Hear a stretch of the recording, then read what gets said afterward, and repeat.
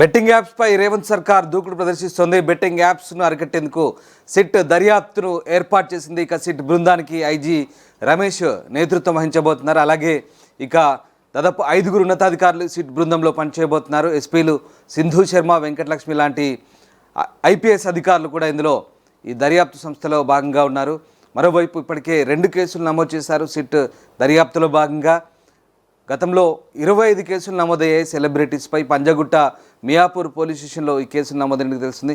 చాలా ప్రెస్టీజియస్గా తీసుకున్న ప్రభుత్వం బెట్టింగ్ యాప్స్ నిర్మూలనకు అరికట్టేందుకు ఇక వరుసగా కేసులు నమోదు చేస్తోంది.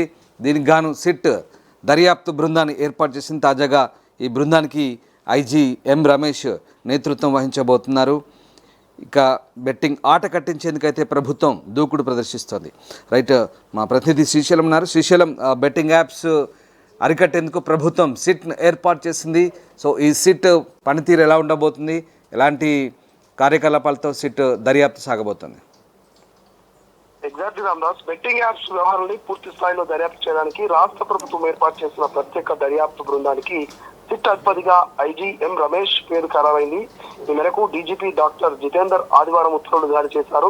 తొలుత ఈ బాధ్యతలన్నీ కూడా డీజీఐగా ఉన్న అభిషేక్ మహంతికి అప్పగించాలని భావించారు. అయితే ఆయన తెలంగాణకు కేటాయింపుపై స్పష్టత లేకపోవడం, హైకోర్టు ఆదేశాల మేరకు ఇక్కడ కొనసాగుతుండటంతో డీజీపీ కార్యాలయంలో పిఎన్ఎల్ విభాగం ఐజీగా ఉన్న రమేష్ ను ఎంపిక చేశారు.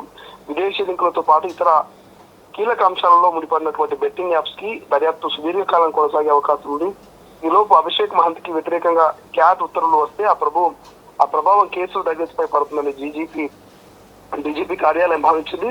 ఈ నేపథ్యంలోనే మరొక సమర్థులైన అధికారిగా పేరున్న రమేష్ ను ఖరారు చేసింది.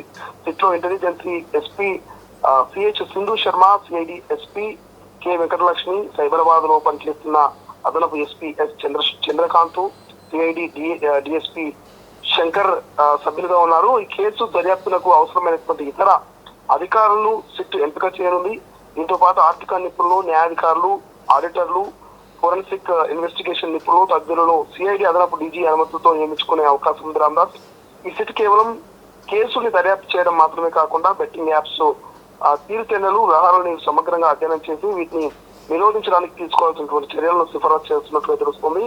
ఈ యాప్స్ కట్టడి చేయడంతో కేంద్రం, రాష్ట్ర ఏజెన్సీల ఆదాయపు పన్ను శాఖ, జీఎస్టీ, సమాచార ప్రసార, ఇన్ఫర్మేషన్ టెక్నాలజీ, విదేశీ వ్యవహారాల మంత్రిత్వం, హోం మంత్రిత్వం శాఖలతో పాటు డిపార్ట్మెంట్ ఆఫ్ ప్రాసిక్యూషన్ తదితర బాధ్యతలను గుర్తించాల్సి ఉంటుంది. ఈ యాప్ ఆర్థిక లావాదేవీలు, వాటి మార్గాలను గుర్తించి తీసుకోవాల్సిన చర్యలను రిజర్వ్ బ్యాంక్ ఆఫ్ ఇండియా దృష్టికి తీసుకెళ్లాలంటూ డీజీపీ తన ఉత్తర్వుల్లో పేర్కొన్నారు. ఇలాంటి అనేక అంశాలు సమగ్ర వివరాలతో కూడిన నివేదికను సిట్ 90 రోజుల డీజీపీకి సమర్పించాల్సి ఉంటుంది. ఈ ప్రత్యేక దర్యాప్తు బృందం డీజీపీ కార్యాలయం కేంద్రంగానే పనిచేయనుంది. అయితే బెట్టింగ్ యాప్స్ వ్యవహారంలో వెనకడుగు వేసే ప్రసక్తి లేదని తన చర్యల ద్వారా రాష్ట్ర ప్రభుత్వం స్పష్టం చేస్తుంది.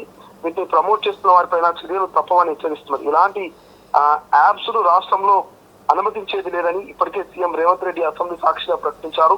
మరోవైపు కేసులపై సెలబ్రిటీలు హైకోర్టును ఆశ్రయిస్తున్నా అక్కడ వారికి చుక్కెదురవుతున్నది. అవగాహన లేక ప్రమోషన్ చేస్తామని, విచారణ నుంచి మినహాయింపు ఇవ్వాలని, కేసులు కొట్టివేయాలని పలువురు విన్నపించినా విచారణకు హాజరు కావాల్సినట్టు న్యాయస్థానం స్పష్టం చేసింది. అయితే రాష్ట్రంలో బెట్టింగ్ యాప్స్ 2017 నుంచి నిషేధం ఉన్నట్లు అధికారులు చెప్తున్నారు. బెట్టింగ్ యాప్స్ ను ప్రమోట్ చేస్తున్న 30 మంది పైగా ప్రముఖ నటులు, యాంకర్స్, యూట్యూబర్స్, ఇన్ఫ్లుయెన్సర్స్ పైన పంజాగుట్ట, మియాపూర్ పోలీస్ స్టేషన్ లో కేసులు నమోదు చేశారు. రామదాస్, ఈ కేసుల విచారణను ప్రత్యేక దర్యాప్తు సంస్థ సిట్ అప్పగించారు. బెట్టింగ్ యాప్స్ ను ప్రమోట్ చేసిన కఠిన చర్యలు తప్పవని తెలంగాణ గేమింగ్ ఐటీ యాక్ట్ ద్వారా కేసులు నమోదు చేస్తామంటూ ప్రభుత్వం హెచ్చరిస్తున్నది. బెట్టింగ్ యాప్స్ వల్ల యువత ఆర్థికంగా నష్టపోవడం, కొందరు ఆత్మహత్యలకు పాల్పడడంతో సీరియస్ గా వివరిస్తున్నట్టుగా తెలుస్తోంది. Online money gaming platform ఏదైతుందో, సో ఈ online money gaming and platforms పట్ల అప్రమత్తంగా ఉండాలంటూ ఇప్పటికే director general of GST intelligence అంటే డీజీజీఐ హెచ్చరించింది. ఆన్లైన్ గేమింగ్ నిర్వహిస్తున్న 357 వెబ్సైట్లు, యూఆర్ఎల్ లను బ్లాక్ చేసింది. గేమింగ్ సంస్థలకు చెందిన 2400 బ్యాంక్ ఖాతాలు సీజ్ చేసి గత వారంలో 126 కోట్లను ఫ్రీజ్ చేసింది. ఆన్లైన్ గేమింగ్, బెట్టింగ్ లో పాల్గొన్న సుమారు 700 ఆఫ్షోర్ సంస్థల పైన ప్రస్తుతం డీజీజీఐ నిఘా ఉంచినది. అంతేకాకుండా విదేశాల్లో ఈ తరహా సంస్థలు నిర్వహిస్తున్న పలువురు భారతీయులకు చెందిన 166 ఖాతాలను బ్లాక్ చేసే ముగ్గురిని అదుపులోకి తీసుకున్నది.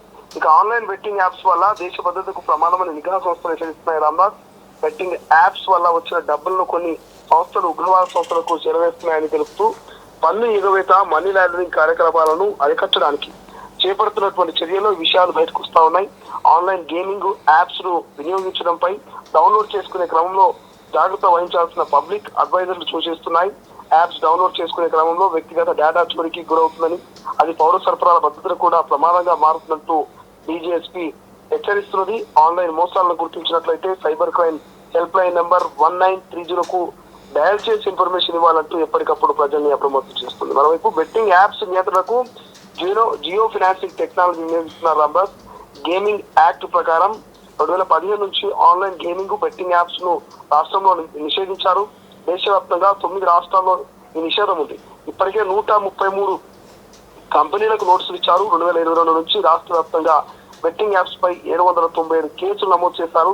విదేశాల నుంచి ఆపరేట్ చేస్తున్న యాప్స్ వల్ల ఎక్కువగా నష్టం జరుగుతున్నది. గేమింగ్ కు సంబంధించిన 108 URL పై నిషేధం విధిస్తూ గేమింగ్ యాప్స్ ను ప్రమోట్ చేస్తే ఎంతటి వారినైనా ఉపయోగించేది లేదు. అధికారులు స్పష్టం చేశారు. శిక్షకు అర్హులంటూ వాళ్ళకు హెచ్చరికలు జారీ చేస్తున్నటువంటి సందర్భం మనకు కనిపిస్తుంది. సో చూడాలి రామ్దాస్, ఈ బృందం ఎంతవరకు దర్యాప్తు చేసి మరి నిజాన్ని బయటను పెట్టి మరి ఎంతమందిని అరెస్ట్ చేస్తుంది, ఎంతమంది మీద కేసులు ఫైల్ అయ్యి జైలుకి వెళ్తారు అనేది మనం భవిష్యత్తు పూర్తి విచారణ తర్వాత తెలుసుకోవాల్సిన అవసరం ఉంది రామ్దాస్. రైట్.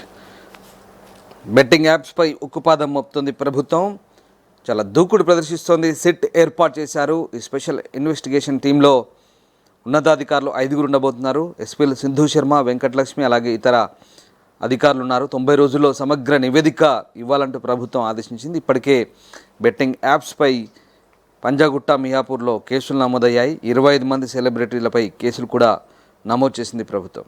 ప్రపంచంలో ఏ మూల ఏ క్షణం ఏం జరుగుతుందో వేగంగా తెలుసుకోవడానికి తొలి వెలుగు వాట్సాప్ ఛానల్ని ఫాలో చేయండి.